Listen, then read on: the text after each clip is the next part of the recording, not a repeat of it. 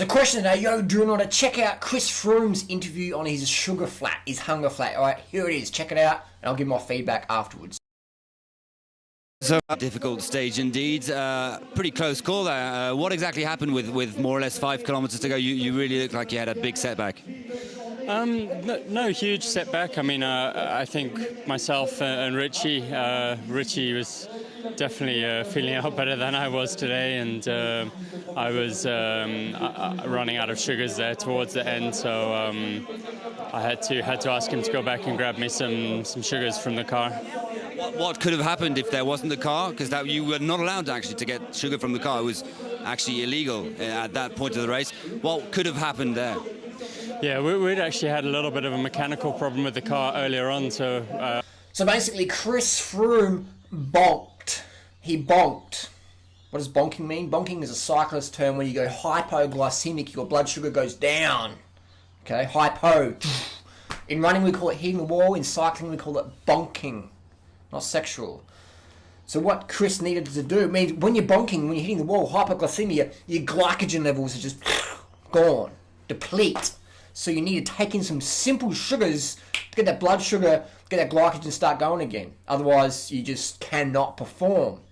Because glucose-derived ATP is the body's preferred fuel source for high-intensity activity, be it cycling at a high watts per kilo, sprinting, running fast, lifting weights, doing push-ups, martial arts, UFC. Glucose-derived ATP is your friend. When that is out, poof, it's lights out. So Chris went back.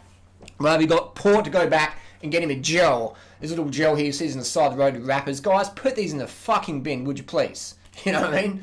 So that's a gel. It's about 44 grams of simple sugars, which is the equivalent of 2 bananas. So you can see the gel here is very easy. Just rip the top off, suck it back in like 3 seconds versus getting a banana, peeling it and eating it takes a few minutes. So the gel gets those simple sugars in straight away. Me, I prefer the dates. I like the dates. So it's a clear example. It doesn't matter how lean you are, how fit you are, how much training you've done, whatever. If you run out of sugars, it doesn't matter who the fuck you are, your performance is going to drop right down. As Chris Froome evidences, Commodores done it, Lance has done it in the past. That's what happens when you run out of sugars, man. Bam, you're going down. Now these paleo morons out there go, you got to get fat adapted, and the body's optimum fuel source is fat. So Chris Froome should have had some bacon lard mixed with pig fat and just drunk that. And it's like, fuck off. You guys don't know fucking anything about nutrition. Nothing. Where the fuck are the low-carb athletes in the world today? There's not a single low-carb athlete around. There's people go, oh, I'm low-carb. And you look at their blogs and they're knocking back gels and doing the fucking Western States 100 miler sponsored by First Endurance like Timmy Olsen and all those people. There's never been a low-carb athlete in history because you can't perform on low-carb. I mean, you could probably walk across the football oval on low-carb, but you can't do shit on low-carb what you would do on high-carb. So that's why we see 100%, 1000% high-carb is what is important. Nobody runs out of fat or protein. They run out of sugar. Sugar and water is your limiting factors in elite performance. Whether you're racing the Tour de France, whether you're looking after your kids for fucking 10 hours a day and they're nagging you and say, whatever. If you want high performance, carbs for the win.